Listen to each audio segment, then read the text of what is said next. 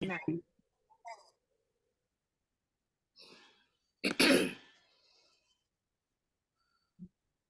Grand Rising, Elizabeth. And rising. Grand Rising. This is Sister Mama Hetaru coming to you live from the Maryville Basso Estates in Indiana. This is Wisdom Wednesday with the Grand Rising Elizabeth Show. It is Wednesday the 29th. Ashe. It is the last Wednesday of this month, and we had a good 5 of them. And we are wrapping up our Women's Herstory Month with Sister Traci Ricks today. My co host is Sister Jackie Jones from Joyzy, and she is taking care of her mother. All right, here's to our mothers and give thanks for them that we can return the love and take care of them because they took care of us. So today I want to begin with a little movement and we're just going to just relieve some energy in these shoulders, however we slept last night, arms up. I don't know if anybody sleeps with their arms overhead or tucked under or fetal position or on your back. So just from those sleeping patterns and how we had our head resting on pillow or not, folded up, a million or none. So these are things that we need to just be mindful of because we're not conscious all the time of how we're sleeping. And so you can wake up and, you know, feel a little, ugh. Yeah, yeah. So getting up and stretching, even before you don't even have to get up out of the bed. You can lay in the bed and just lift your shoulders, push them up to the front of your body, and then lift them up towards your ears. Take them around, back and down. You can inhale through your nostrils with that, and make the difference. Take it low, push them low, and bring them high. And exhale down back. 2 more times. You might hear some pops and snaps, and that's your body saying, "Thank you for moving me today." And shake it out, and we'll go the opposite way. Lift up from the back and drop them down front. Okay, so you're bringing those shoulders together. Those shoulder blades should be expanding and contracting. Back and forth. Breathing. Woo. Okay, now what we're going to do is just bring the shoulders forward and open. Forward and open. Forward, open, forward, and open. One more. So then push and pull and push again. Those shoulder blades should be kissing in the back. All right, we're gonna go up and down and up and down. Alternating arms. What was that dance we do? The headache or the cabbage patch?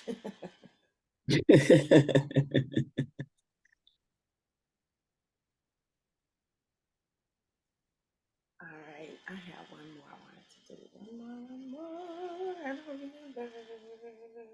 It's sleep. Oh, I know. Let's do our roll. So you're gonna graze your chin and round and round and round and round and elbow up and elbow da da. Now this one might be difficult because I'm sitting and full arm coming forward. We're doing 4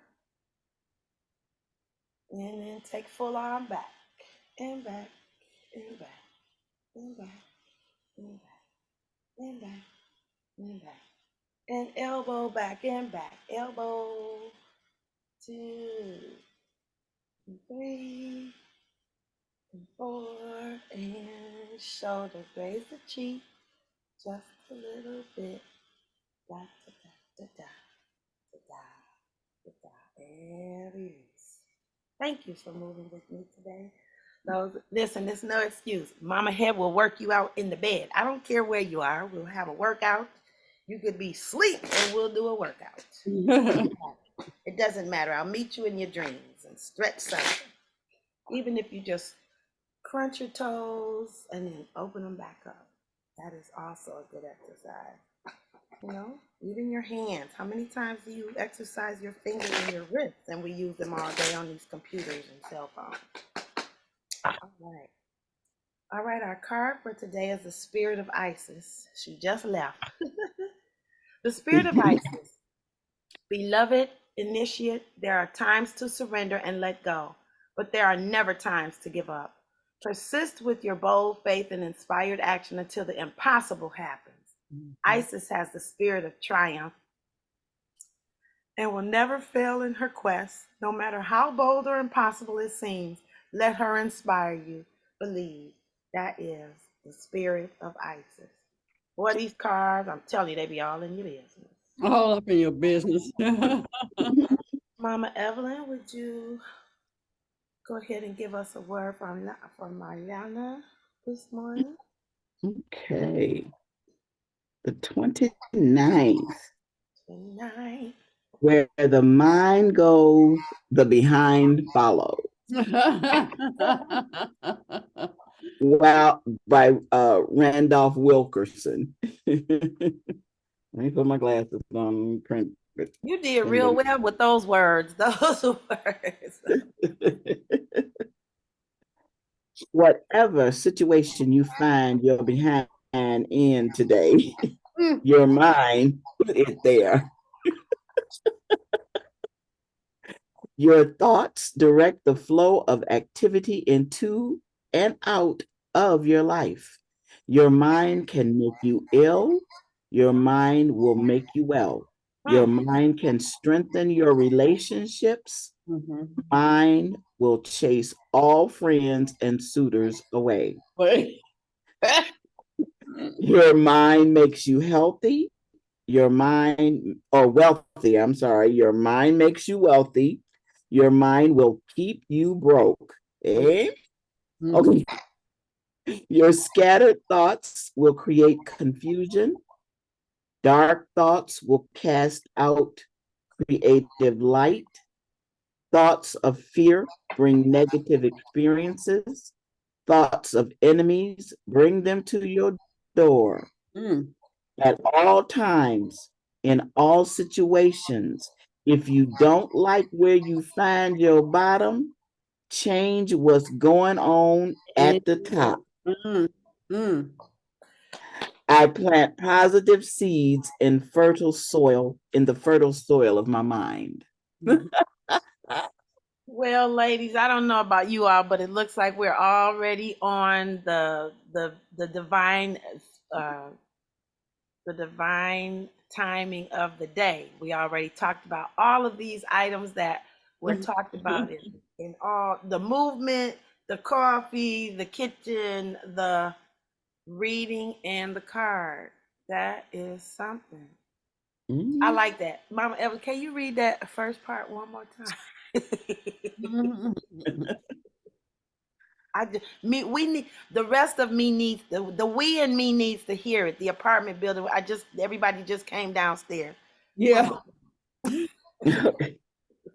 Where the mind goes, the behind follows. It has no choice now, does it? Nope. No choice at all. But the choice is here. And we've been talking about our thoughts. We've been talking a lot about our thoughts and how we're thinking and what we're thinking. All right, so we'll just do a little, our little check-in, our little, your name, and just let us know how you were feeling this morning when you woke up. So I am sister, Mama Heteru, and I was missing I was realizing that it's been a week, and I feel different than I have the last 7 days, the last 6 days. So today it was a little different on the wake up. It was a little wet. It was a little wet. So if anybody else would like to, let me get my attendance book. Okay, all right. Next.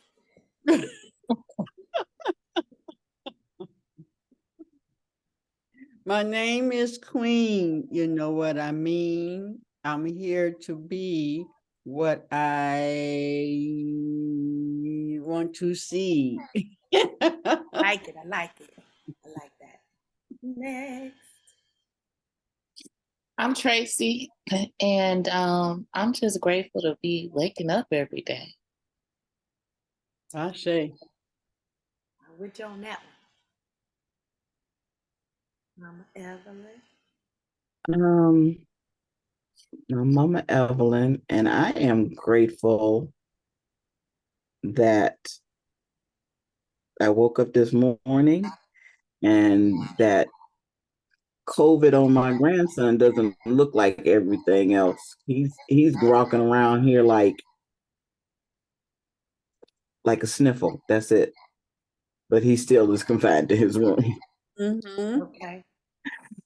But I'm grateful that he's not suffering. Uh-huh. Ashe. Shay. Come on, y'all. Check in. Let's check in so I can mark you present for the day. Ebony, Alita, They might be come working. on with the come on. You're Alita, muted, babe.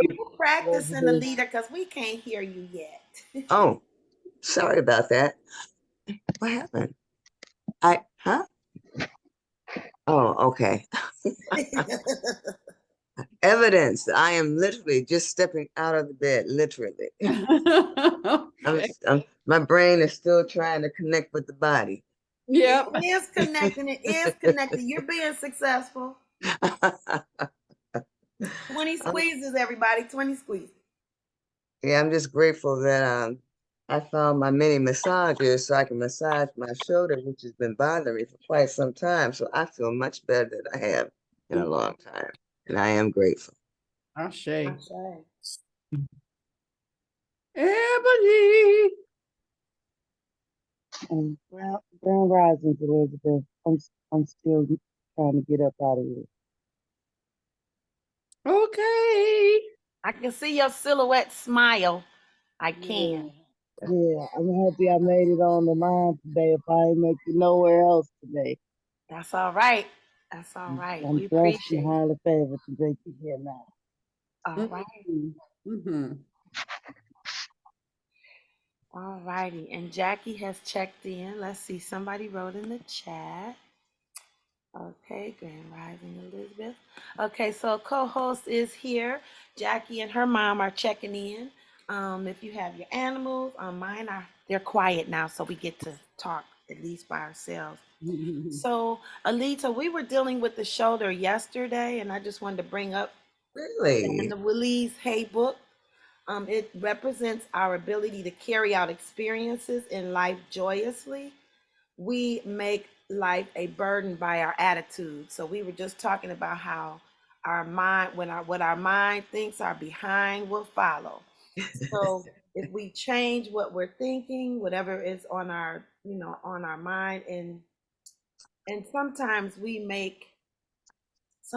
we create the burden of ourselves, because of the way we think. We may think, we may be troubled or be worried about something, but we can think about it in a different way.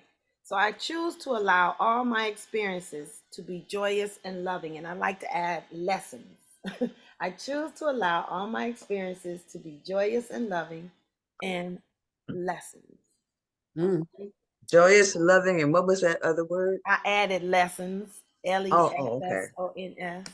Yeah, because when I think about it like that, you know, sometimes when people want to share about experiences, they'll bring up the things that may have made them feel uncomfortable. And I like to think of those things as the lessons. I'm not doing the good and bad anymore. I have Oh, good okay. times with, and then we have lessons. So my dad was a good father, and we had lots and lots of lessons. Right. Change the way you think about if it was a situation that wasn't favorable or the or it wasn't happy, or if you want to say, but if you look at the lessons and what you learn from the experience, it can take it can take some of the yuck away, if you will. Okay, so that is an option. All right, so we want to get all warmed up and fuzzy and cozy because I have a true treat for you all. Oh, This sister is magical. She's mystical. She is an artist in different types of venues, and you'll see in a moment. She also has one of my very dear, dear friends, and I hope she comes today, and that's Miss Estella. And hopefully you'll get to meet her too. But I wanted to bring Traci on because she has been such an inspiration to me and living her life fully and making sure that she expresses and releases things. And by her releasing, other people are learning how to look at, how to smell, taste, touch, and feel because she's sharing. And I think that is so important that we do share so that we can help others along the way. It ain't always about helping others, sometimes it's helping ourselves, but through being present and helping for us and helping and conscious of ourselves and needing to make changes, we might need to go to the left or right, front, back, up, down, whatever it is. Those changes are present because there is a reason. And so once you sit down and look at that lesson and the experiences that you have, you can one day see the lesson. And oh, this is why I'm here for this to be today. So I'd like to welcome Sister Traci Ricks. Traci, I'd like you to meet our Elizabeth family. Hey, Elizabeth. Thank Welcome, Traci. you so much. I'm happy to be here. All right. So wherever you want to start, if you need to turn around one time and say, "Oh, I'm going to start here," but Queen, could you run that link that I sent to you? Let's run the link real quick. I sent it in the chat. I wanted to do this. Let's see. Yeah.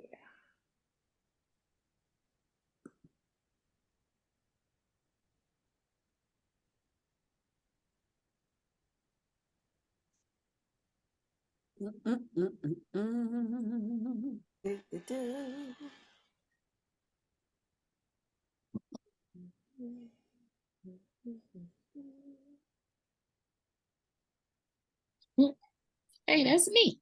Uh-huh. Uh-oh. Oh, you hit the button to go to the next video, Mama.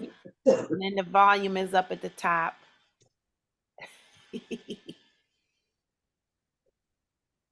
Need you to head to your.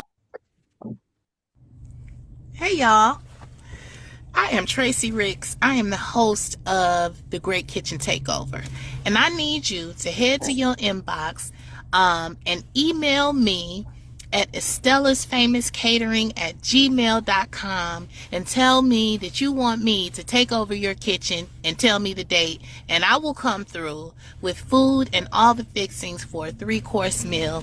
The only thing that you have to do is provide me with 4 mystery items, 3 additional guests, and an open mind so that we can have a discussion on great topics while I am taking over your kitchen. So, yeah, do that, y'all. Hey, y'all. I am Traci Ricks. I am the host of The Great Kitchen Takeover. And I need you to head to your inbox Okay. and email me at estellasfamouscatering@gmail.com and tell me that you want me to take over your kitchen and tell me the date. And I will come through with food and all the fixings for a 3-course meal.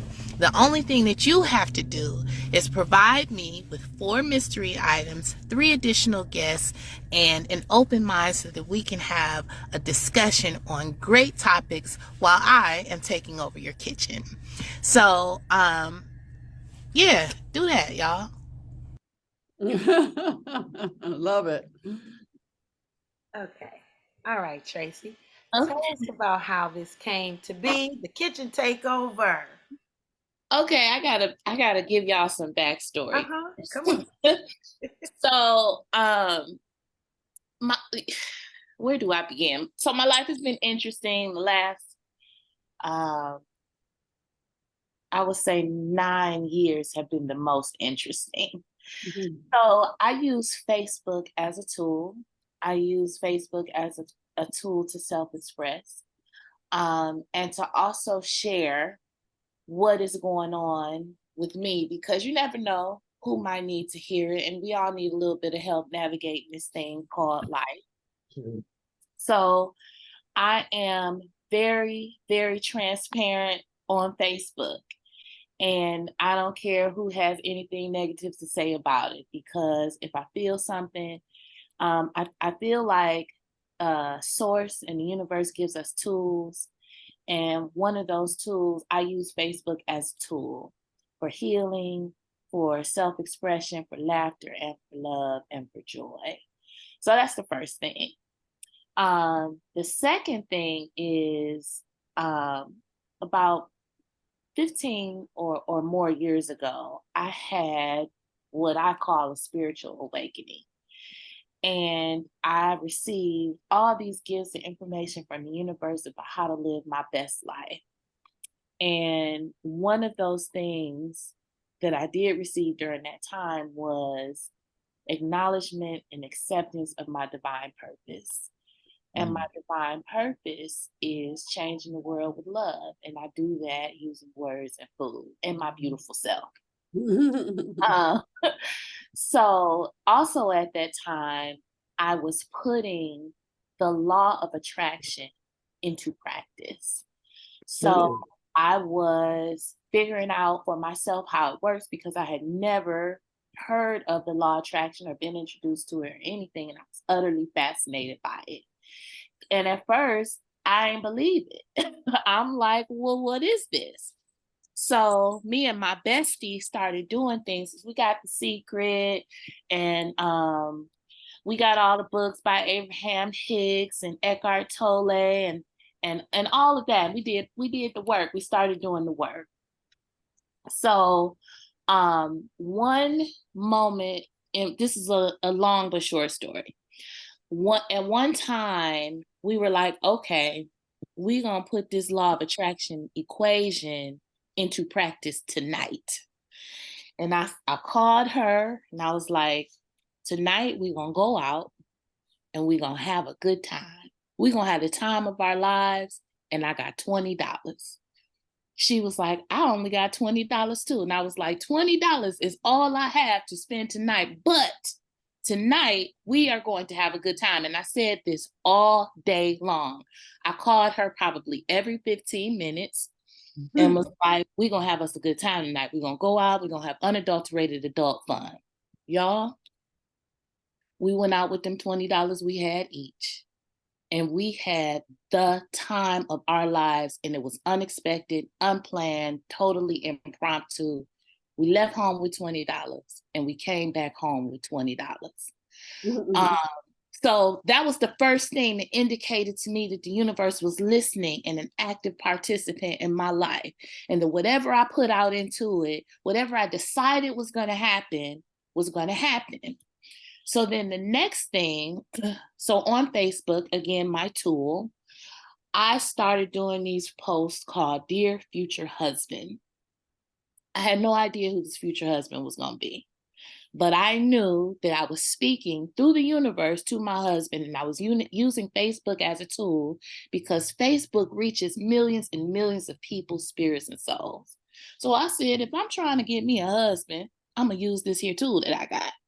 So I did. I was making these Dear Future Husband posts a couple times a week, and this went on for a few years.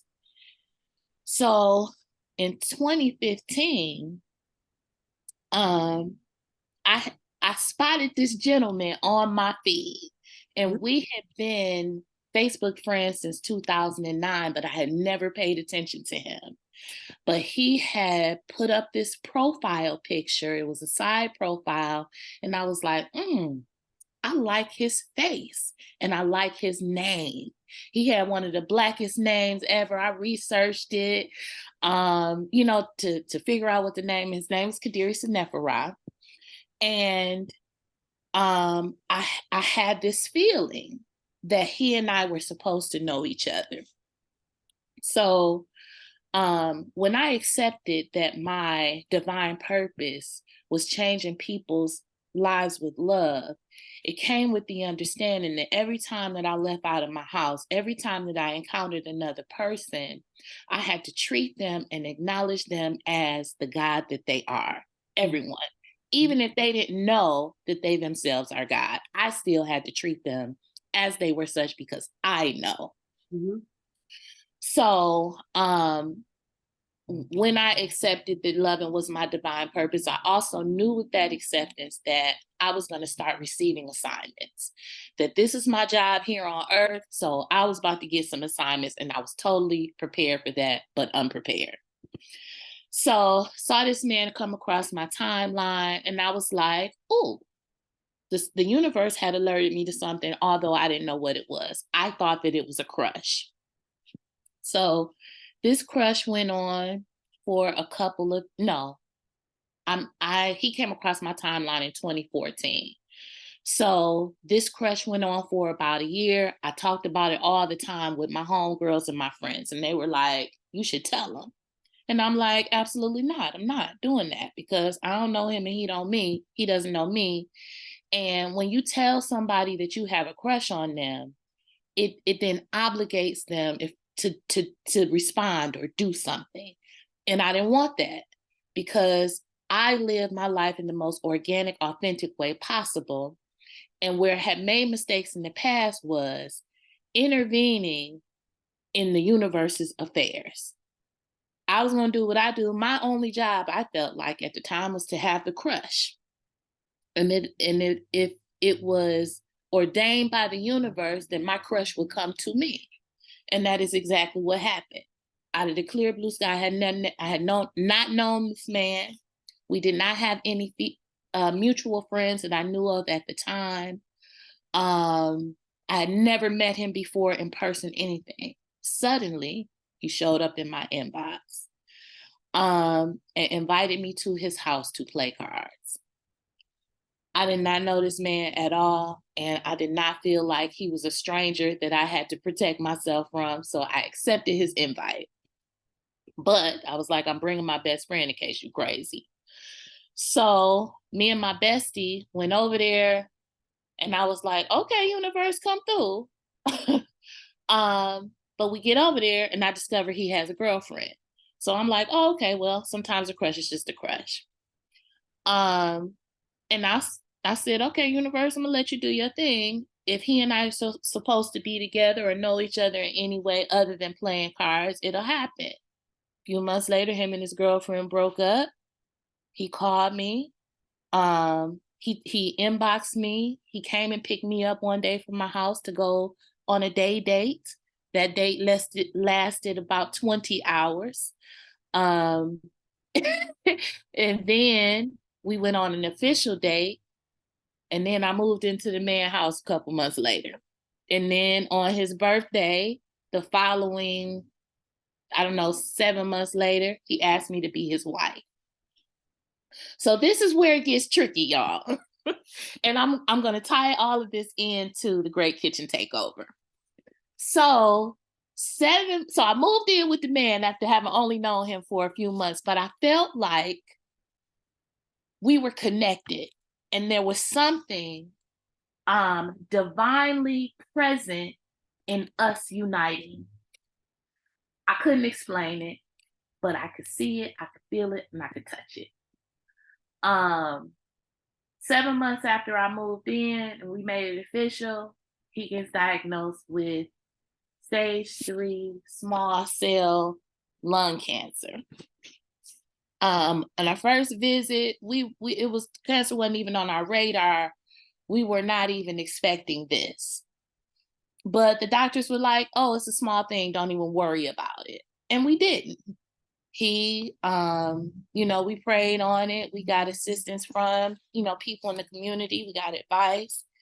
And he decided to go the traditional route and he did chemo and radiation. And the cancer went into remission.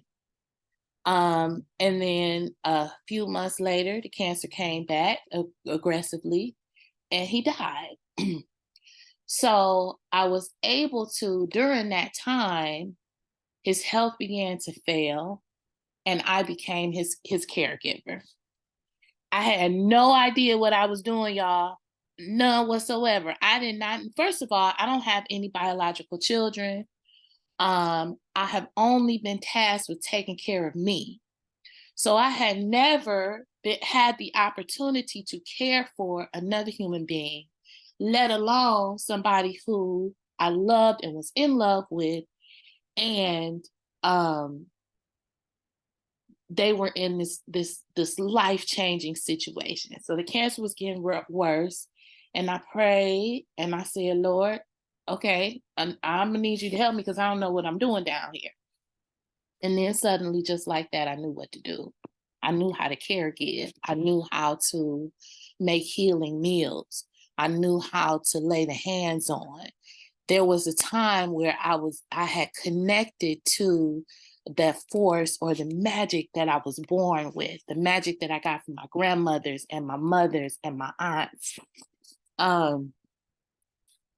I just automatically knew what to do. And I knew that that was a divine happening. And I knew that I had been placed in the life of Kadiri Senefera, not just for love, not just to give love or to receive love, but also to care and to also tap into that which was divine in me that I had never tapped into before, because I never really had a reason to. So that power came and I took care of him. And it was my pleasure to do so, y'all. So we were connected. We were very, very, very, very, very close. That was the closest relationship that I have ever had in my life. And I was raised in the house with siblings. So he and I were closer than I had ever been to anyone. So I watched that man take his last breath. I became for him not only a caregiver, but excuse me, a death doula, and I did not know that. Me and his family stood beside his bed in the hospital as he was taking his last breath. We all held hands. We all laid hands on him. He knew that we were there. Before that moment, he was not responding. He was not present.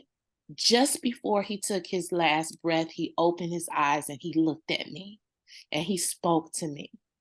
And I knew that he knew that love was in the room. And so right after that, he expired and I left because he wasn't there no more. So I was like, oh, I got to get out of here.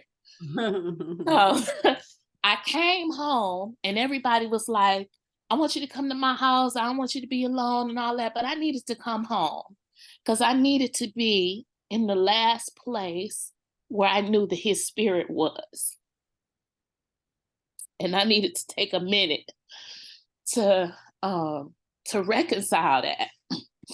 And I needed to take a minute to get closure on what I had just experienced. Then I had to figure out, I had to be in this liminal space.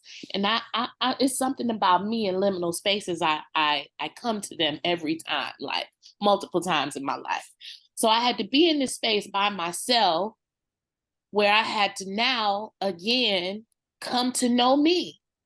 Because before I had been a fiance, I had been a caregiver, I had been a death doula, but who am I now? Mm-hmm. I had to ask myself these questions because I didn't remember who I was because I had been concentrating on being these other things. So that was that. And then a year, and so he died in 2018.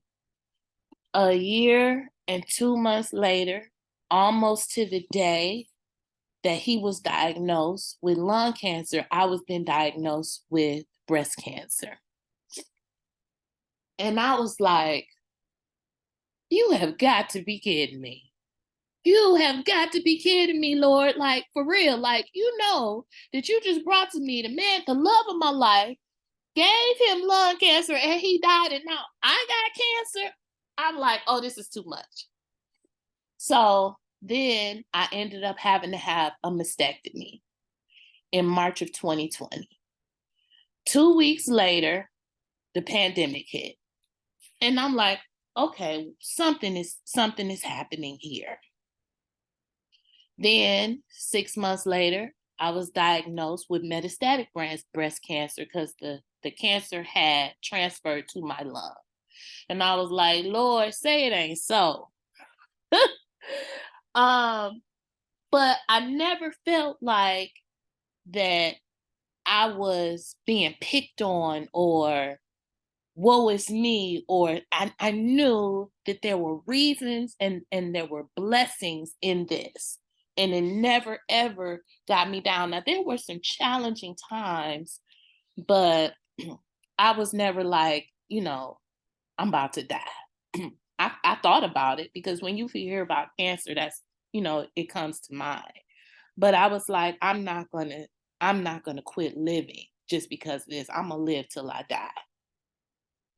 So I have a catering company called Estella's Famous Catering. And Estella's Famous Catering is named after my grandmother who taught me how to cook. Now, she didn't give me any formal lessons. I was just in the kitchen learning and didn't even realize that I was learning.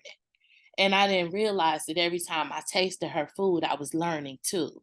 I was marrying flavors and finding out what garlic and rosemary and all the things tasted like in my mouth. I was my palate was giving me a lesson in food. And also my grandmother taught me how to be of service. And she taught me that the main ingredient in food is love. And she taught me that if you don't feel like cooking, don't cook. Go eat out that day.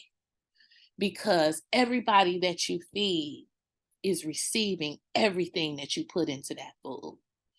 Not just the physical ingredients or the edible ingredients, but your energy, your soul, what you mean when you say, I'm putting this garlic in with these onions and these carrots. They are receiving all of that. Also, nourishment has much more to do with vegetables and water. It has everything to do with what you give to people. And she taught me that. And she taught me to do it with intention because that's what I watched her do. She was intentional. She did things with care.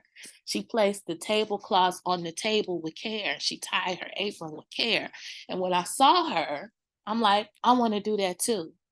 But it wasn't a conscious thought, though. This was unconscious. So I didn't know I was going to have the ability to do this. And I remember when I was in high school, my mother was going through a thing. And she lived in her bedroom, and I was left to fend for myself. And so if I didn't cook, we didn't eat. And so that started this whole cooking journey for me. It was out of love for, of course, me and a lot of love for my mother that I started getting in the kitchen. And I started to care in a way for my mother because she was in a position where she couldn't care for herself or me at the time. And I didn't know that this was a thing that I had learned from my grandmother. So fast forward to 2009, when I had this spiritual awakening, I was also in a bad way financially.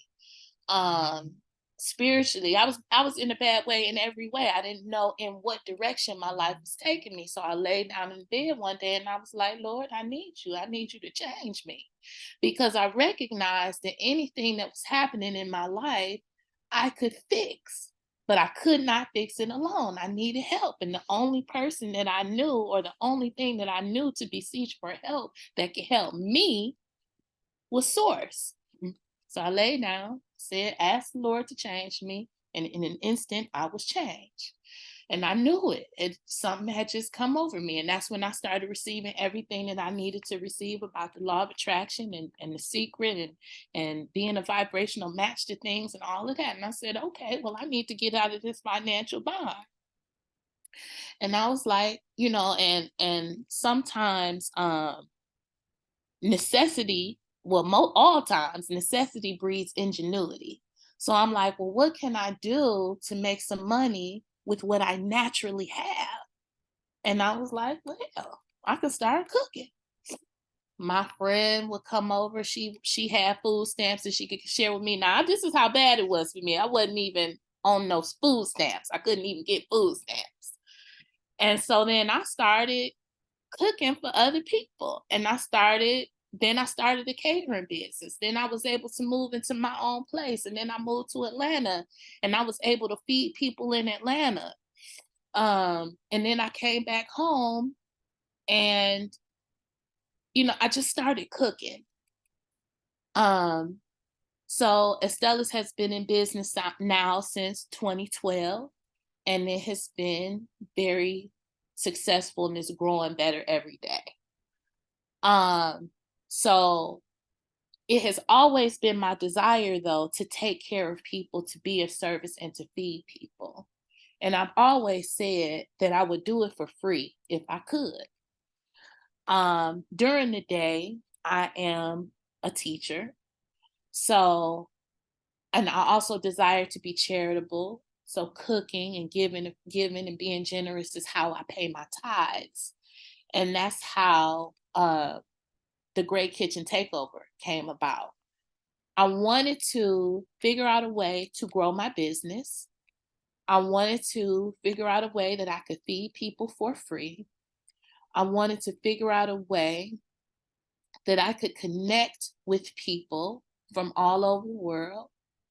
And I wanted to figure out a way to tie that all together with meals and conversation and a meeting of minds and a coming together of the village.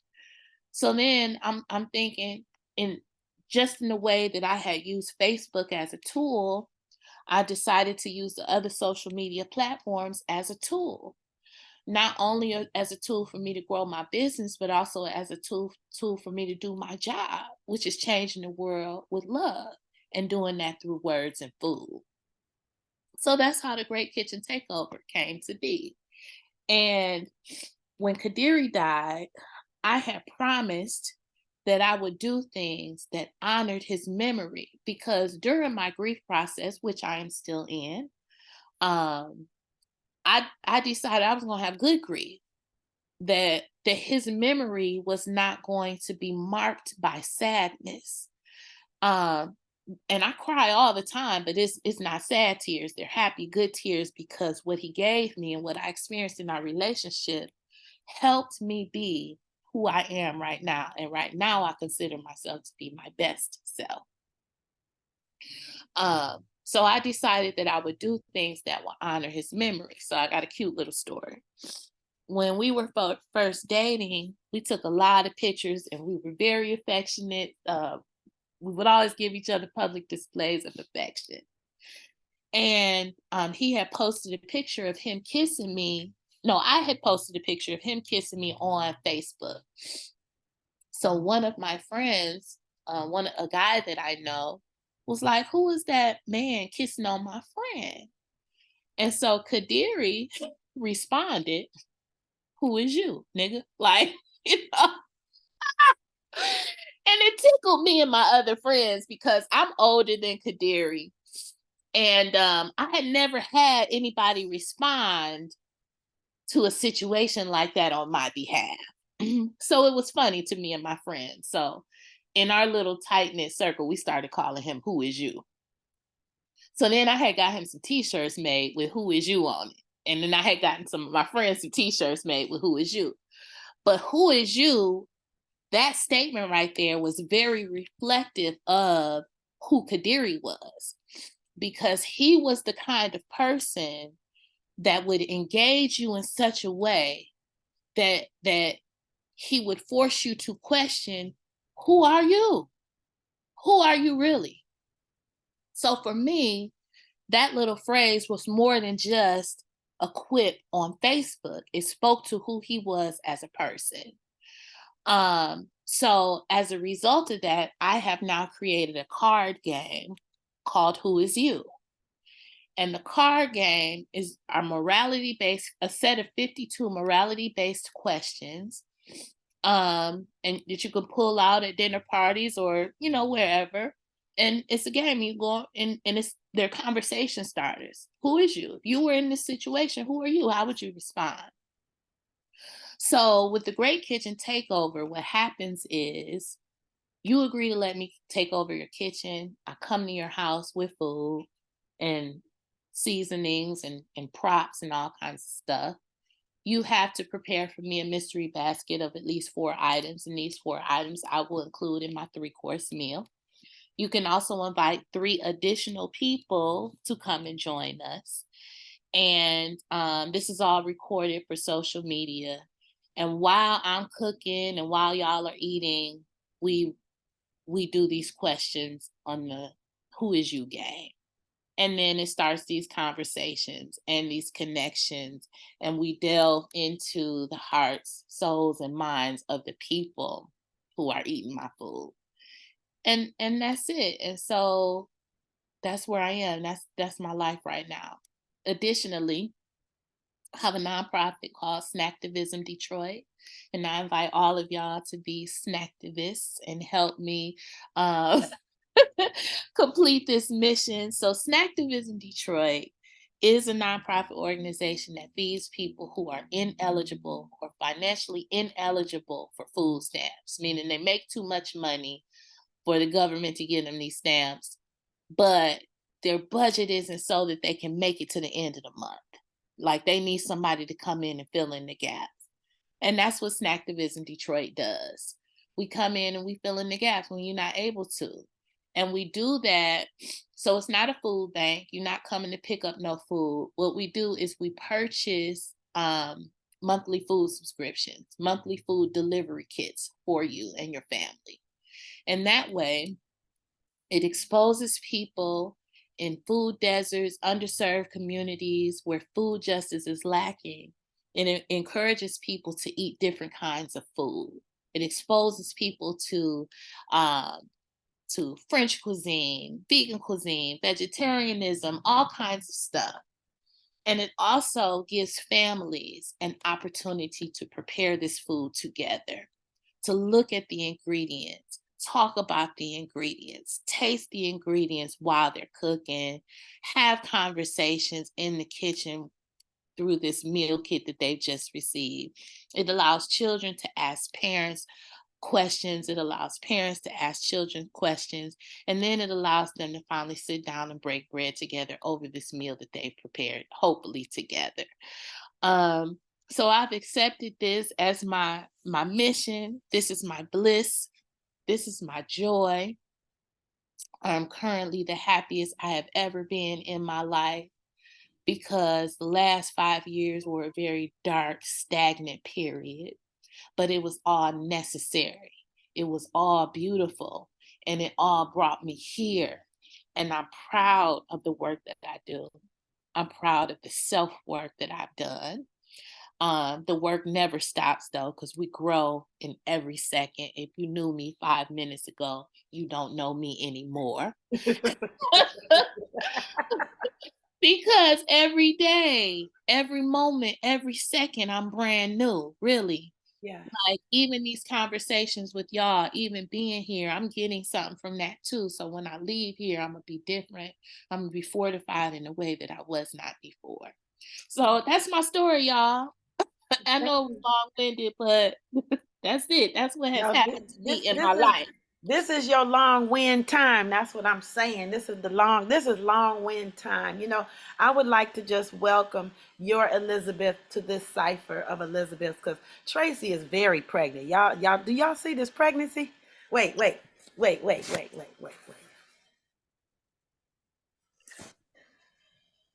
Man, I mean, look, come on, Queen. Come on, Queen. This is an example of how when Mary went to go see Elizabeth, she was told to go see her cousin. And when they got together, these bellies was leaping. Cause so if I haven't felt it in some days, I'm feeling it right now.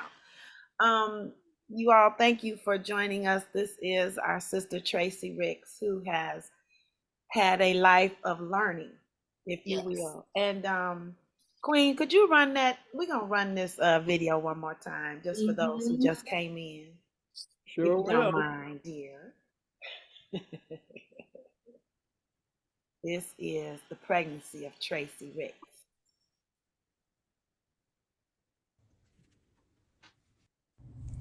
Hey y'all, I am Traci Ricks. I am the host of the Great Kitchen Takeover. And I need you to head to your inbox and email me at estellasfamouscatering@gmail.com and tell me that you want me to take over your kitchen and tell me the date. And I will come through with food and all the fixings for a 3-course meal. The only thing that you have to do is provide me with 4 mystery items, 3 additional guests, and an open mind so that we can have a discussion on great topics while I am taking over your kitchen. So, yeah, do that, y'all. I love that. Yeah. Hey, y'all. I love that. I love that end. And you immediately want to go to your inbox and like, okay, hold on. She says she Yes, gonna and come I take will over. travel now. To everybody who is listening, I will travel across the country and across the seas and oceans to come and take up kitchen because my mission is worldwide. I'm trying to change the world You here. are changing. Squeeze. We got 20 squeezes. We are changing the Yes, I world with am love. changing the world. Yes, so Oh my I, God. have luggage, will travel. Yeah. So, Tracy, is Estelle available? Hello. Hello, I am Estella. Wait, no, Esther. You got me calling me by my wrong name. Esther, Esther. Esther. Born in Mississippi, Jackson, Mississippi. 1979. I had my first my grandbaby in 79. And when my grandbaby came out, he looked at me. I said, I know you know me because I know you too. And this grandbaby came out speaking a language that only I could understand. And to this day, we have the best relationship. My grandbaby come over here, take care of me, come over here, cut my grass, make me some tea, make me a few sandwiches for the week on home. And then they come and take me on to the park because I like going down to the Belle Isle. And I like sitting by the water. And we just sit by the water and sometimes we sing. And sometimes we cry. And sometimes we pray. And he'll say, Grandma Esther, I don't never want you to leave me. And I say, baby, I won't never leave you. I'm going to be with you till the end of time. Because see, when people body die, it ain't nothing but a thing. I ain't going to be but in the next room, you see. I'm going to always be present. All you got to do is speak my name. You call it 3 times and I'm going to show up for you. I'm going to give you every blessing. I'm going to give you every piece of advice. I'm going to guide you all the days of your life. Because see, that's what my life was for. My purpose here is to help you. And so it's going to be when it's your time to go on, to help your youngins to live this life. I will only be in the next room. All you got to do is call my name 3 times and you going to feel me with you all the days of your life. That was after y'all. Yes, that was for you, Mama Head. Death ain't nothing but a thing. It's just but a thin veil. Your father is only in the next room, baby. Okay. Yes. I hope you receive that.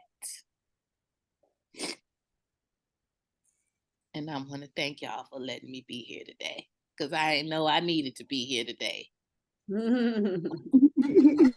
God knew. Oh, yes. Oh, yes. That was beautiful, Tracy. Just beautiful. Thank you. So here's a question. How are you financed, supported financially to go into homes and do this and not charge them? That's why I worked that day job at that school. Mhm. Because I invest in myself, but I am currently working on seed money and funding to help me do this, you know, as much as I can. So actually, the Great Kitchen Takeover can be and will be soon a program of Snacktivism Detroit, so that I can receive funding and I can, stop paying out my pocket. Mhm, But mhm. I, I, all of this, everything that I do is ordained by the universe and God. So I'm gonna get everything I need to do, everything I need to do. Yeah, yeah. Wow. I love your walk of faith, sweetheart. Love it. Thank you. I And didn't always have it though, and so I'm grateful for this learning. I'm mhm, grateful for this knowing, because mhm, I wasn't always a knower. Before I had my spiritual awakening, I thought my life was over. I mhm, didn't have any connection with spirit whatsoever. Mhm. I did not know that I was an extension of spirit.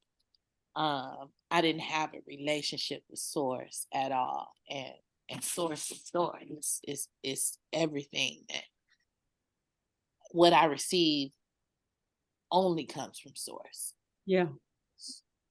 So you said that moment you went to bed and just like in your own turmoil of why am I here, that kind of thing. And you said you asked God to help you, or I don't remember the words you used, but you said you knew that it had happened. Hmm.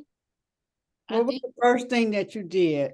What was that feeling? And then what was the first thing when you got up that you did? Um, well, I didn't. Well, It when I or went in there, felt or whatever. How was that it you there knew? was it Mhm, was something. It was, first of all, it was a feeling. It began with a feeling. I knew it was that knowing. The knowing had been planted. yeah. And then I went to sleep and I had a dream. Mhm, And in the dream, I walked in a garden with a man, and well, what I perceived to be a man in all white. He didn't have a face though, but mhm, I could clearly hear the voice. I don't remember what he said to me, but whatever he said was what I needed to wake up the next day and to start this journey. So I woke up the next day and I started receiving stuff. I mhm, started receiving blessings in the form of people, books, videos, opportunities. Like, and they say that, be careful what you ask for because you're gonna get it. mhm, Especially when you're dealing with the universe. And I just started, and the universe was like, okay, your wish, you want to be changed. Your wish is my command.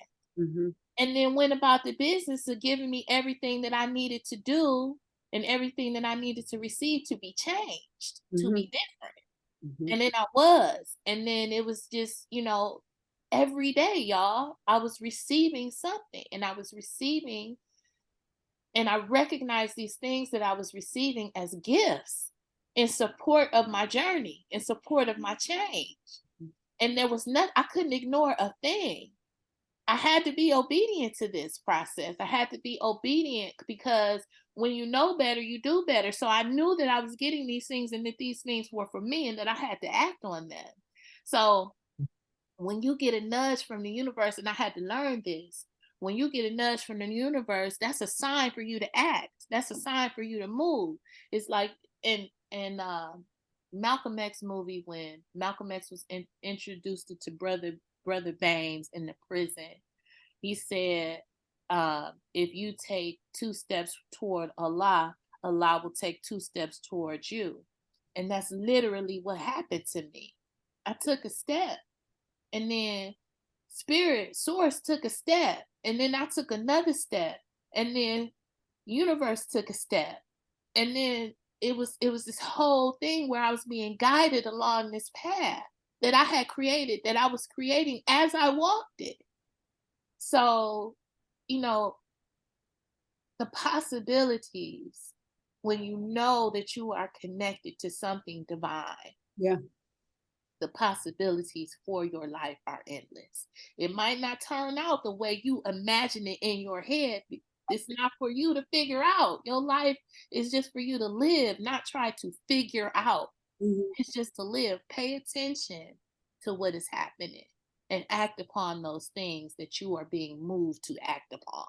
Mhm. So that was my experience, and I'm grateful, even in my disconnection from spirit at the time, that I knew enough, that I had enough wherewithal to call out to that which I knew to be true, which was source. Mhm. Mhm. Mhm. Mm.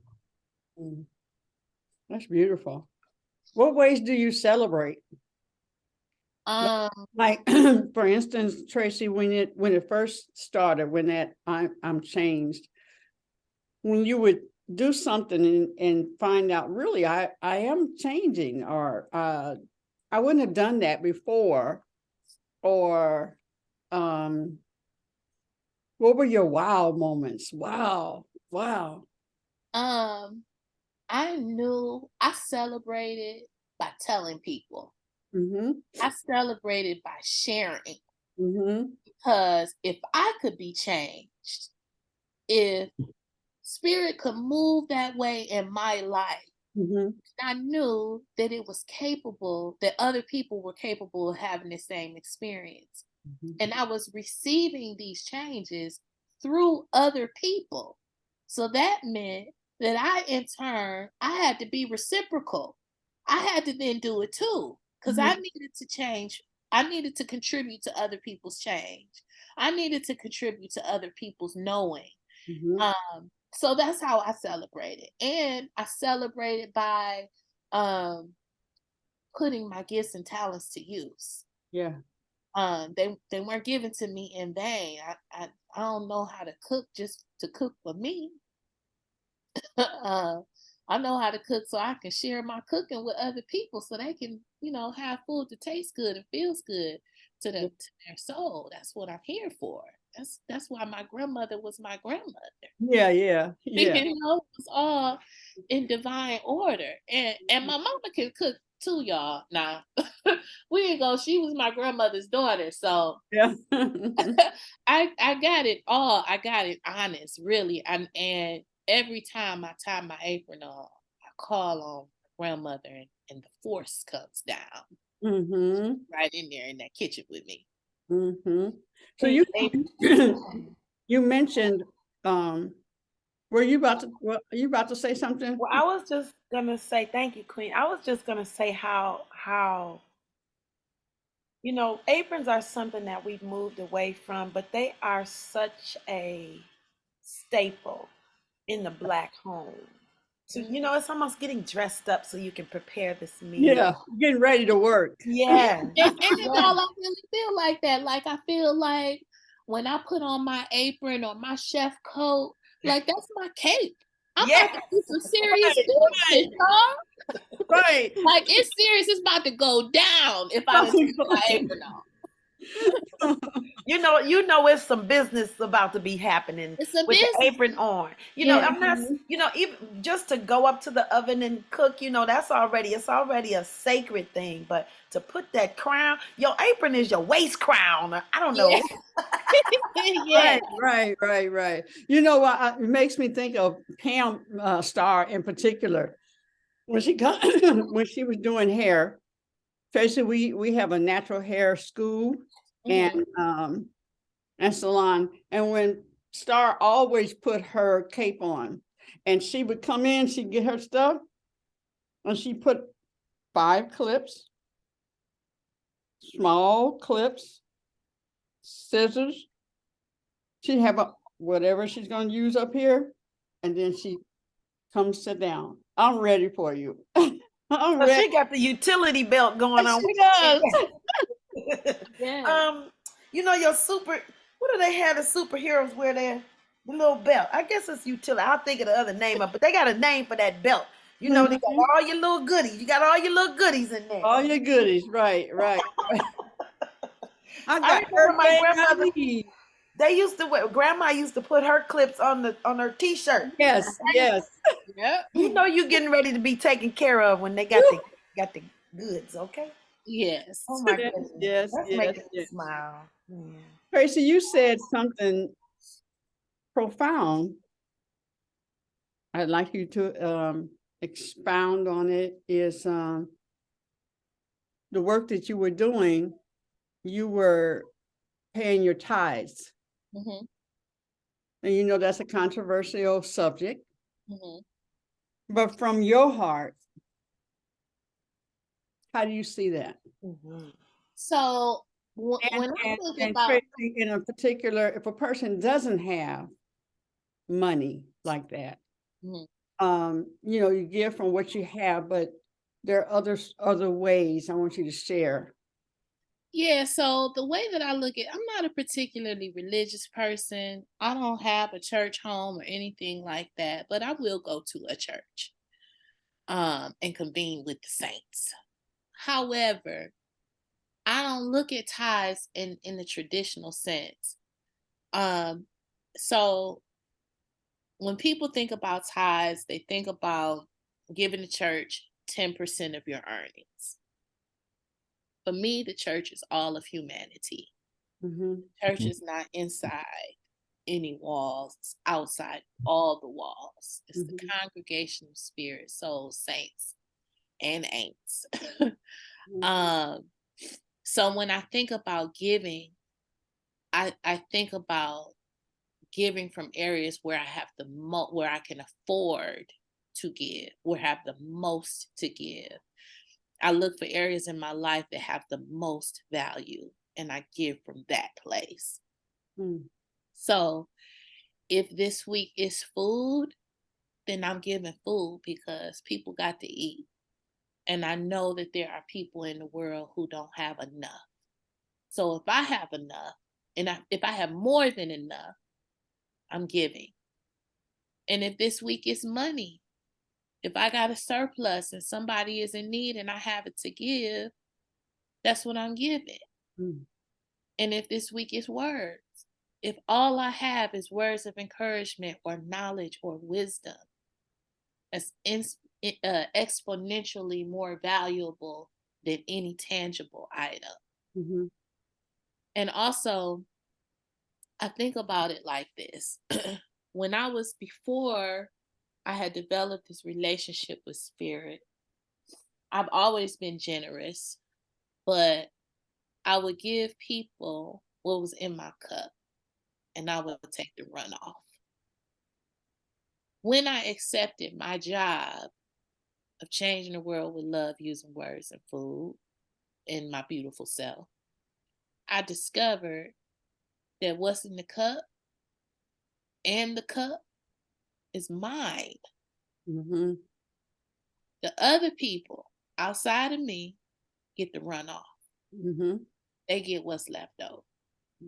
But I get what's in the cup. They get the extra. They get the surplus. When people say my cup runneth over, that's what they mean. My cup does run over. And when it runs over, that's when I give. Mm-hmm. Because I can't do nothing with the runoff. I got what's in my cup. I got the cup. You got the cup. I got the Yeah, cup. I got the cup. So yeah, so I give whatever is extra, whether it be words, whether it be food, whether it be money, whether it be time. That's what I give. That's my tithes. That's how I pay my tithe. Mm-hmm. Mm-hmm. I like how you understand that.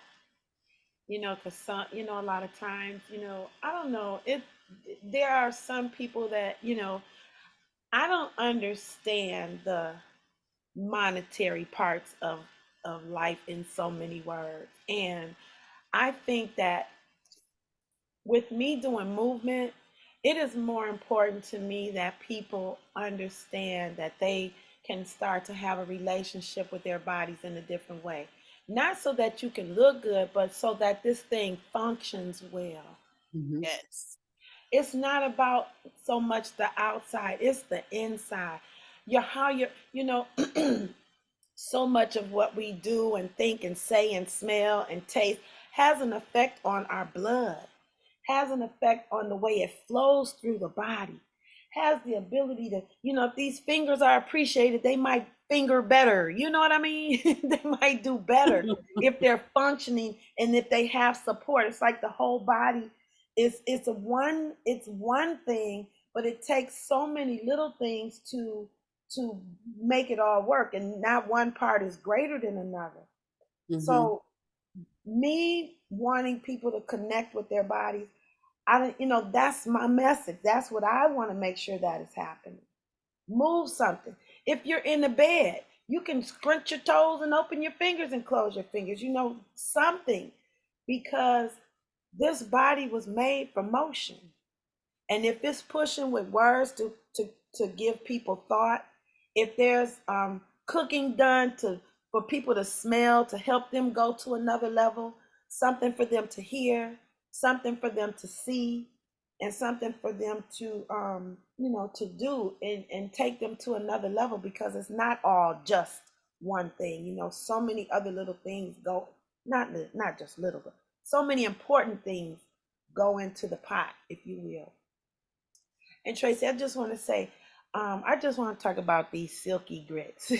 Silky grits, her shrimp and grit. Listen, I don't know whose kitchen, but Mama had. I'm gonna get mine together, and I need to have a call on some sisters, and I know how to talk. I got a few friends that know how to talk very well. So Mhm. Okay. we're gonna have to have us an Elizabeth kitchen takeover Yes. somewhere at some point in time. I think that Yes. would be That would good. be lovely. That'd Yes. be good for us, connecting. And thank you for your message today. And thank Sheila, thank you for handling, because I wasn't able to speak. Mhm. You did. I loved your questions. You had me like, wow, that was a good one. You Yes. know, we're all learning and growing, and I thank you for being a part of that process today, Tracy. And I appreciate you using the social media for what you use it for. It's a ministry. Mm. Um, ooh, and your artwork. I saw a piece. It told me, it said, "Mama had, please tell Mama Tracy to let me come and tell my story over that corn, over your shoulder over there. Let me see, over your left shoulder. I Oh, think you know what? This piece, this is what you're talking about. Yes, Miss Anita Bates did that piece. that's your sister. That's why it looked familiar. Okay, that's what Yes. her sister. Yes. Her sister made it. So, do you have a piece in the room, in the space that I need don't. that needs to have its story told? Because one of them is telling me, please let me tell my story, Mama. Yeah. Okay, I will. Who you I'm gonna pull out? actually, y'all, am working on. So I'm gonna show her. I'm having a oh. art show in Oh, September. Me and my okay. bestie are having an art show. So I haven't named the art show yet. Mm. Can y'all see her? Let me see. Uh-huh. We see bits of she winking at us. Look at her hair. Oh my God, Tracy. Look at her. So Yeah, Wow. she needs to be hanging up at Everett's. Uh-oh. Uh-oh. okay, She so got home. let's see. Uh, Yes. I don't know if Mm. We y'all. can see well. We can see her. Mhm. So um the collection that I'm showing, and I'm still working on it, but the collection is about how black people see. Mhm. We see with our third eye, we see with our tongue, we see, black mamas be having eyes in the back of their head, you know, uh people who tend the soil have eyes in the palms of their hands. Mhm. People have eyes in their feet and their sexual organs. So every piece in this collection has eyes somewhere where we don't typically think about people seeing, Hmm. in particular black people, because we were silenced for so long that we were forced to tune in to our third sight. Mm, mm. And that third sight shows up in different areas of our bodies, what we use to be in tune or what we use to connect to others. So yeah, that's the story on that. So yeah, so y'all go see my artwork very, very soon, and I want to invite all of y'all to the art show in September. I will send out official invites with date information very, very Okay. soon. All Mm-hmm. right. Also, if you all remember your Lordy, the sister who came on, who was a belly dancer, and also our embroidery queen, her and Tracy are teammates, if you will. Yes, we are in business together. Yes. We have a business called Stuffed Detroit where we make everything stuffed. So yeah, food is the name of the game. All right. Mm-hmm. Mama Evelyn? Do you have a spot where you're having your show? I have a spot in mind. It is it's under construction, so hopefully it'll be done like in June. It's in a wide open space. It's like a refurbished hoop house, so it's ideal for the event. Sounds awesome. Yeah, Sister Ebony has a beautiful space on the boulevard if you need to do a practice run or Oh yes. let me share about her space. I don't know if she's available to speak, but we will make those connections, you know. Yes. Anybody else want to share or ask Um, Sister Tracy? Okay, Jackie I'll from Joycey.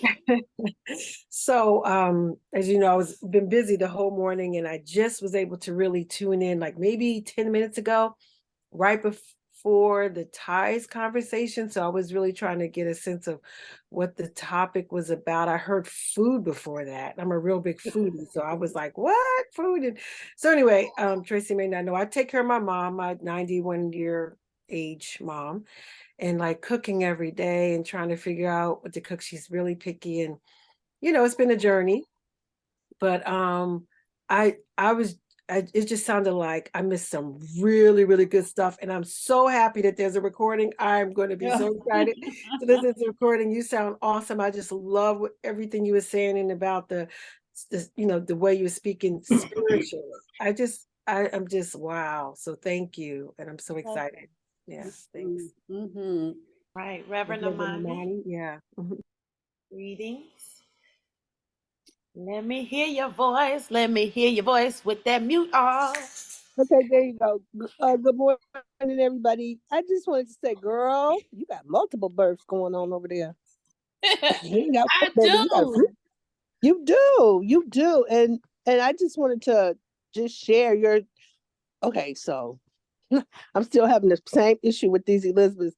I'm like, I've been having insomnia, so it's like, I'm like, I ain't getting up in the morning. I just going to bed, but. So I stayed up really late. Like it was heading toward 4-ish this morning. But I was laying there and my spirit's like, it's daylight, it's time to get on the call. I'm like, I just went to sleep. But I had to get up and get on the call, and I'm really so happy I did. A lot of your spiritual journey and awakening reflects mine. I came in on the part where you talked about being a doula. Hmm. And part of my spiritual journey, I've helped like 5 people cross over. Oh wow. So it's only just from being obedient and listening to spirit, Mm-hmm. right? I mean, the experience is so deep. It's so deep, that thing, because it's just only being guided by spirit. I don't know nothing. I didn't even know there was a thing called death doula. I was just following spirit, and Right. Me either. right. I helped my brother cross over. Well, it started with my mom, but I didn't know that that's what was happening at the time. But I helped my brother cross over, my dad cross over, and I was there when they both took their last breath, and others that I've supported, right? When I first got in touch with my spiritual powers, my friend didn't believe me because I would just, and so I stopped sharing so much. So she was like, oh, I want you to come go with me somewhere. And I was like, where you want me to go? Oh, I want you to go to the hospital. You and M with me to see my mother and have a conversation with you. Now, this is one of my friends of the light of persuasion. So when I'm leaving the house, I hear my ego go, now where the hell you think you going? Talking about you go save somebody. That's some bullshit, right? I'm like, but I'm going anyway. And so when I get in the car, I'm nervous. And I said, well, tell me everything. Like I needed to know everything about her mother. And when she talked a little bit, then she was like, no, you'll find out when you get there. I was like, what the hell? But when I got there, I found out. And me and her mom was so in tune. They're very racist white people, live up in Almeida, but the mama wasn't racist and the daughter wasn't racist. But that daddy and that sister, them was some racist white people. I walked in the door and I couldn't see the father sitting behind the door as I walked in. And as soon as I got to the end of that door, my spirit said, back up, back up. And I didn't even turn around. I just walked backwards.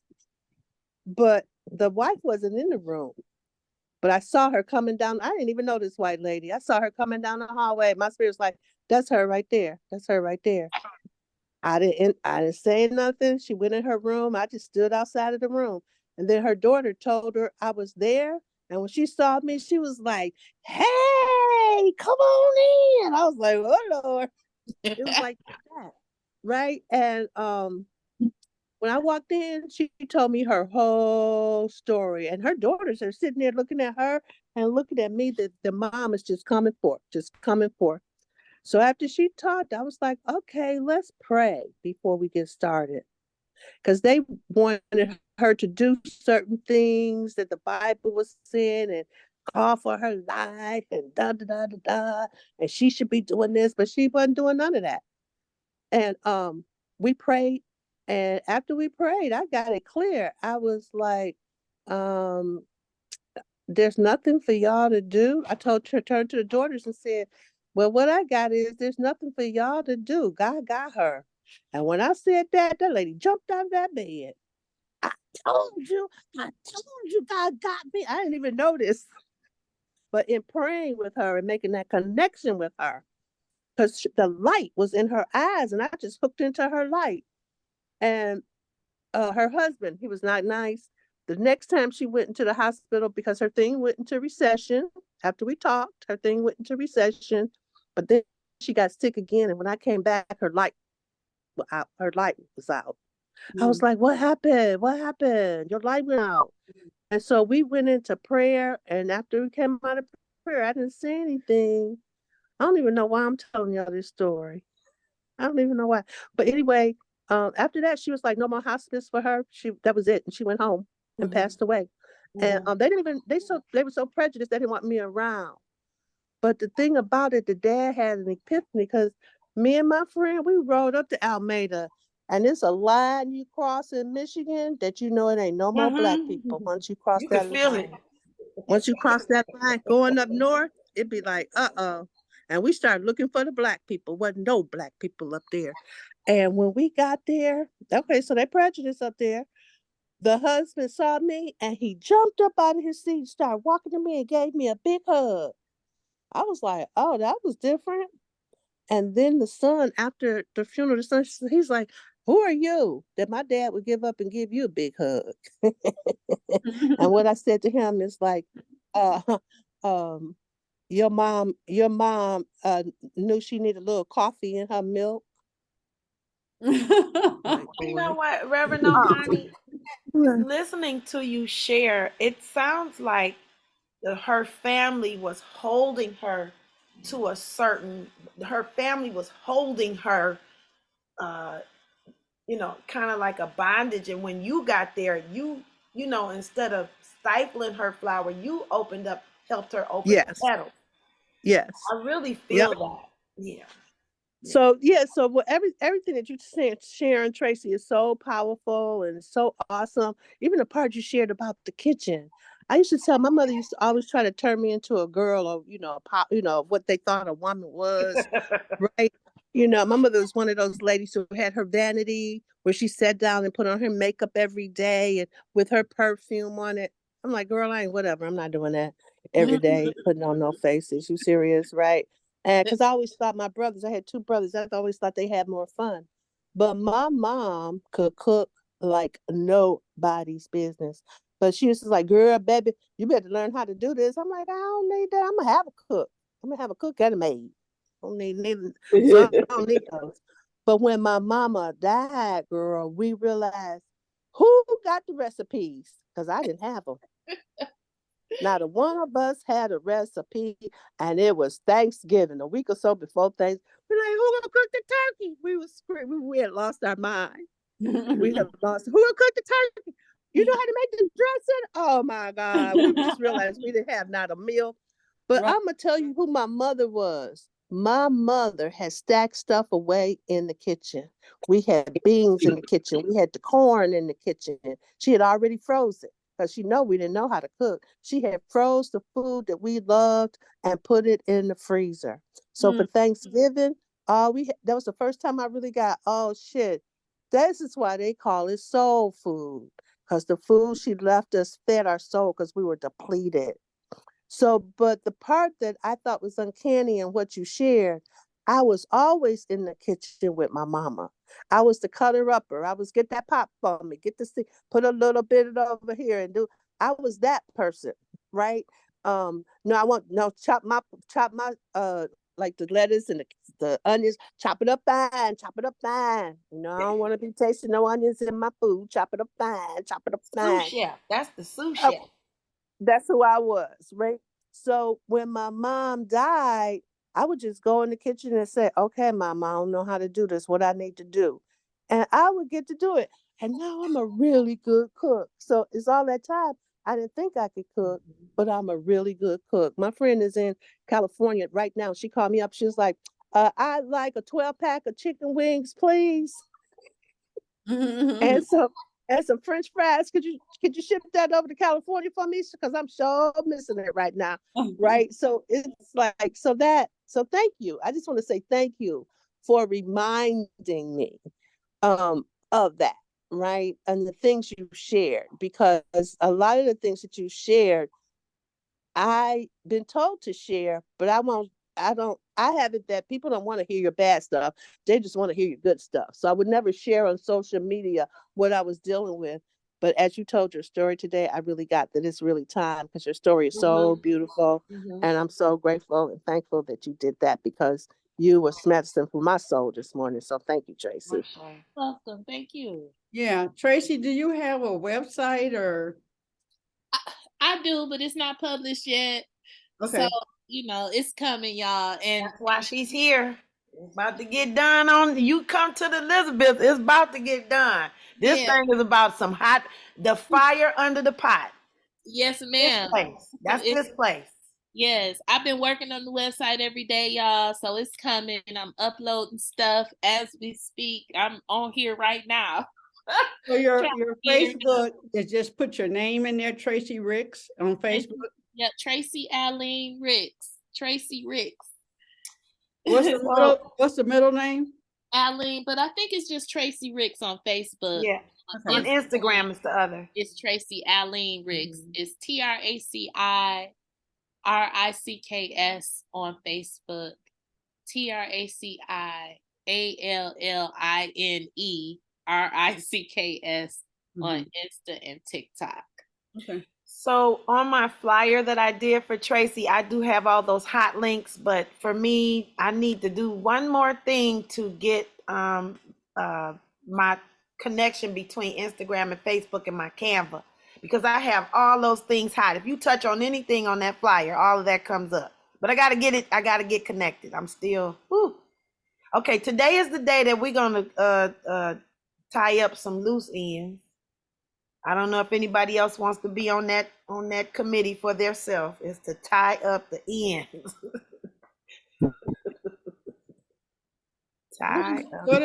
What does that mean, Mama Het? Tie up the ends. From what you're saying. Well, we have things. I'm a starter. I have a lot of things that have been started. I'm not a finisher, but I am going to. But because I've been with the Elizabeths, it's been pushing me. Just like I wasn't really on social media that much. When I worked with a friend of ours, Tracy has a friend. What's what's her name? Tracy. I'm not. Her name is not coming. Faja.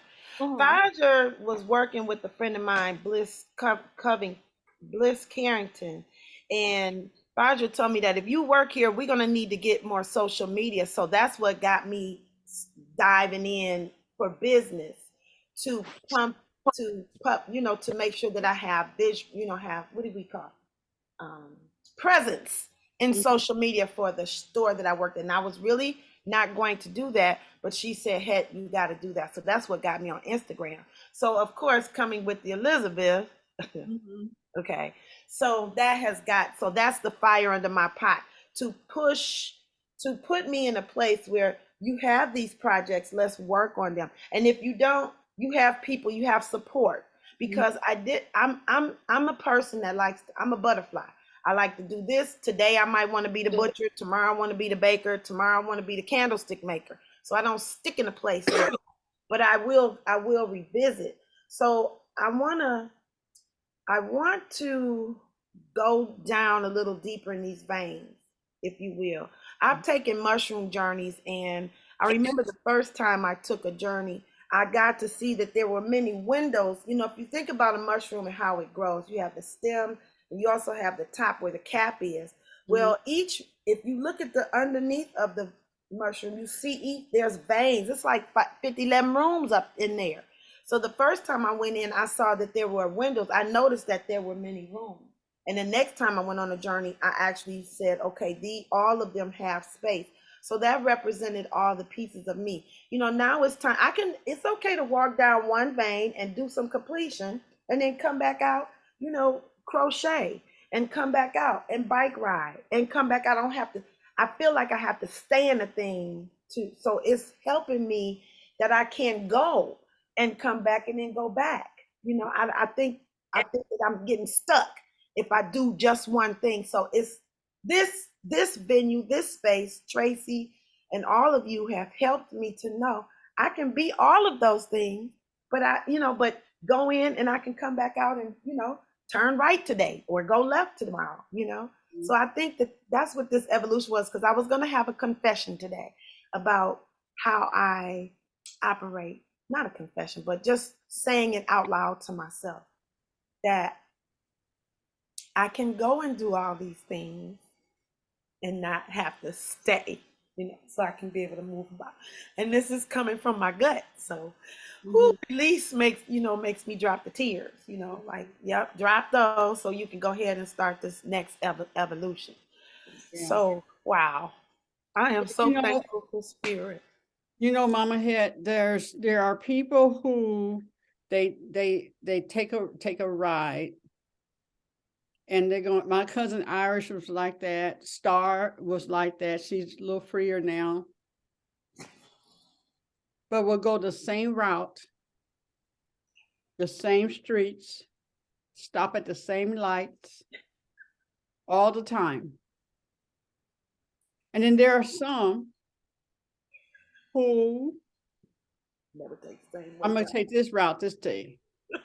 I'm going to take that route this time. I usually turn right, but I'm going to turn left this today. And both of them are okay. Both of them are okay. My cousin used to say, I am a learned braider. You can go to Irish. You could go to Irish and say, I want 4 braids right here, 7 cornrows right here, and I need it to come out right here. And she's going to do that. Okay. If you come and sit in my seat or my sister's seat, it's just sit down. Okay. Okay. Because I'm going to go by what spirit. And I might park in an area that does not allow for 8. I might do something, and then somebody. So anyway, we are all something the way we are made, and it's all good. Because you can handle now, you may have need to organize, and those who are one-minded, single-minded, they need to burst out a little bit, but it's nothing that God can't handle. Mhm. And that God ain't put in there and can't show you and me how to best bring out the best of the way you are. Okay. So, I'm very much like you. Just well, I'm glad that's why I'm in this space, because I need to bear witness to.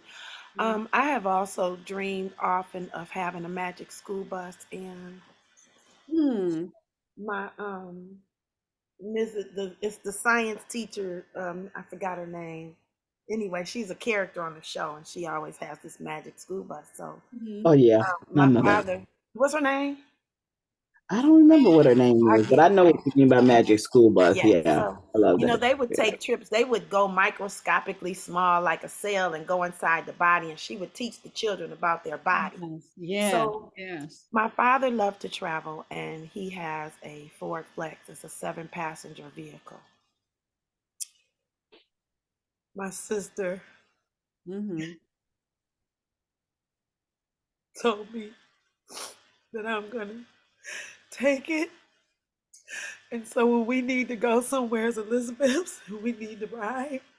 Um, they go out of town often, so we can have a pop-up retreat here and come here and enjoy her home. She's always offered that, her and her husband. So I didn't even realize this till now. If we need to travel, we got it. All we gotta do is put some gas in the car. Can you come to New Jersey and pick me up? Come to New Jersey and visit you and pick you up. And we had to bring mom. Right. Yeah, Yeah, Mom. that's Look, 2 we seats go. right there. That's 2 seats that's covered. Wait. Now, wait. We might have to bring Tracy so we can do the pop-up kitchen and have the conversation, and then pick up and then drive to the next place. That's Right. That's important. That's That's important. right. So I just want to say we got us a Elizabeth bus. We got us a bus. Jackie, we got the entertainment and everything, right? Mama Head, is her name Mrs. Fizzle? Yes, Mom. Yes. Thank you. That's her name, Mrs. Fizzle. Yes, Miss Miss Fizzle. Fizzle. You watch that, Reverend Amani? Oh my God. Well, you know, I got kids. I don't have no kids. I don't have Listen. kids, but I got kids. I got you. So, wow.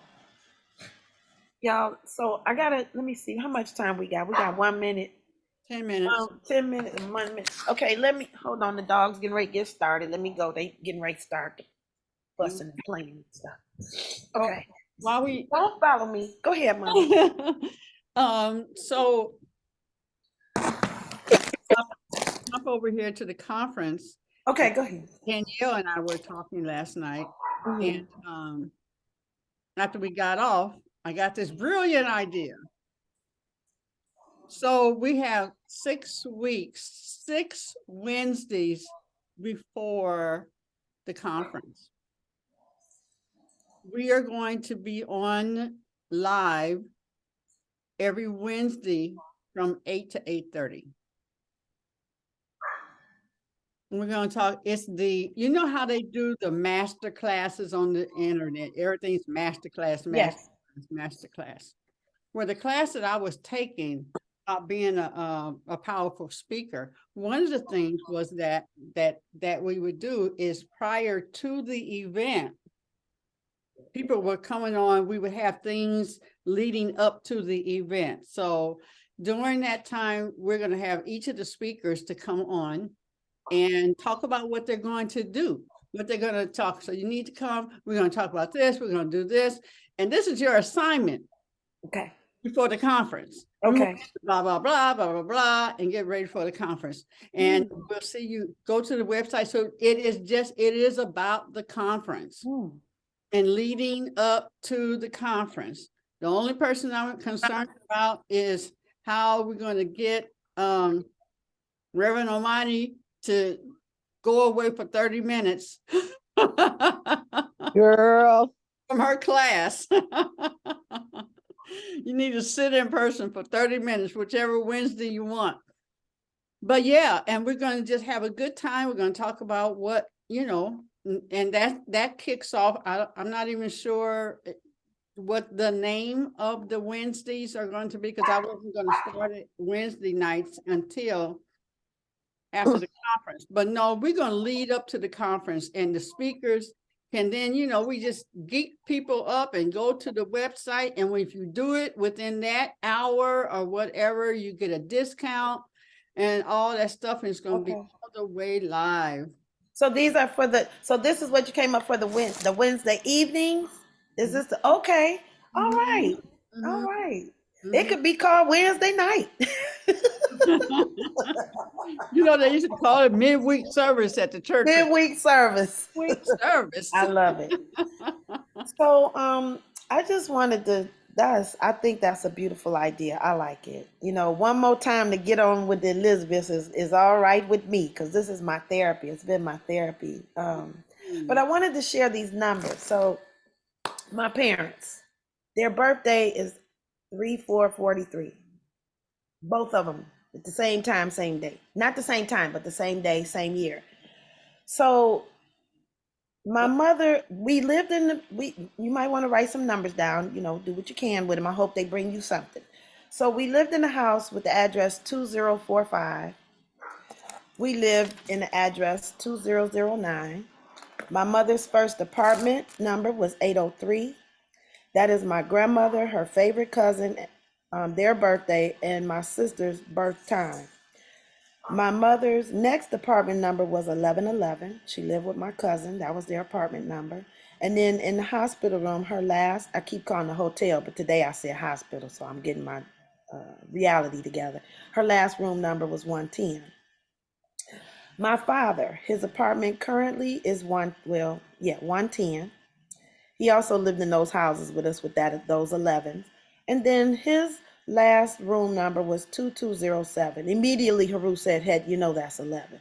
When these two people come in with the same number and leave out with the same number, they come in on 3443 and go out with 110 or 2207, which is also 11. When I tell you I had twins for parents, and this happened like this, and even when my father made a statement, I heard my mother talking, because he sounds just like her. But also I knew my mother was present, because there was one of the nurses had a dragonfly, and my mother had dragonflies hanging on her lampshades. And so one lady had a dragonfly, and I said, "Oh, my mother liked dress." She said, "This is for my mother." And another nurse came in. She had a bull on one wrist, on one arm, and she has an intricate owl. And I said, "My mother loved owls." She said, "This owl is for my mother." So I know my mother was present for my father. We also found out that his brother passed away in October 15th, which is my sister and my great-grandfather's birthday, in 2016. But because we just found out about it, it felt like it happened Saturday, which was the Wednesday before my father passed. So I had been talking about my uncle for a week prior to that. So I feel like he was present with my daddy too. And my father called on two of his uncles. So I knew. My father told me, I don't know if I told you all, when my father told me he wanted me to come, and I said, "Daddy, I'll be there for your birthday." But he told me, I knew the ancestors were around and surrounding him. Because we didn't know my uncle had passed, his baby brother. So all of this, as I'm going through this is why I don't think I had a chance to even think about the grief. This is the good grief, Tracy, that you was talking about. Now remember, we always said this word. This word is not new, good grief. But we didn't think about the goodness of grief. When we listen to the word saying good grief, you're like, "Oh, it's like a sigh." But when I tell you that I can't grieve because I'm processing all these lessons and all these numbers and how these people and energy coming together. So today it kind of hit me. But Reverend Armani and Tracy, what did Reverend Armani and Tracy say? "I'm in the next room, baby. I'm in the next room." I'm shaking right now. I'm shaking. Yeah, but your mom and daddy was twin souls. And you told me that he was missing my mama. He talked about her. I Amani. already know. Twin I told you I son. was a doula. You I did. told you I was a death doula. Yeah. Didn't I tell you I was a death doula? Yes, I ma'am. didn't tell you, but I I told know you. now. I I, tell you, I know. didn't I tell you? I tell And you. you said he was I missing her. told you. Yeah. She already. He actually said goodbye to y'all on his birthday. Yes, because that's when he started. That's when I he told started you. getting weak. I know. Ooh, I'm He said shaking. Ooh, he said goodbye then. he did. Yeah.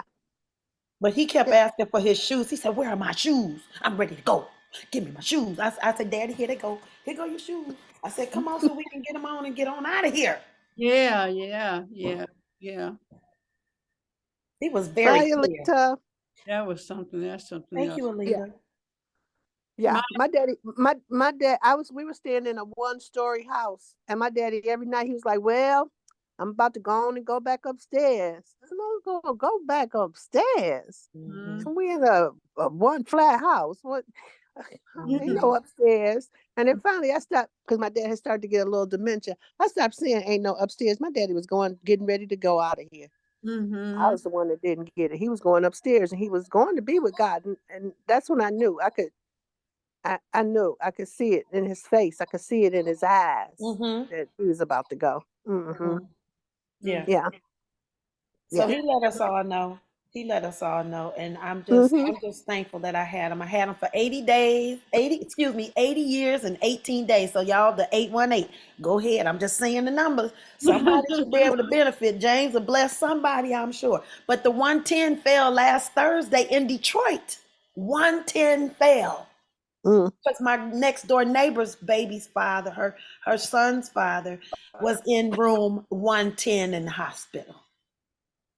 mm-hmm. Well, you got to play to win. And I Yep, just want to yep, know. I yes, just we want to do. know. Yes, we I do. just want you to. I just want anybody who play because I don't really play. Don't be on Me neither, but I think my I will. radar. But 110 coming again. Ooh, that rhymed. And that's my yes, that's my grandmother Clara's. They said that's what her number 101 play in the street. So that's how I even got to these 11s. I'm like, this is amazing. And then I think something else happened on the 11th. 11, something anyway. It'll come up later. But wow, y'all, please pay attention to the numbers. Watch the numbers on the time. When you look at the time on the clock, something is leading, it's pathways. Pay attention.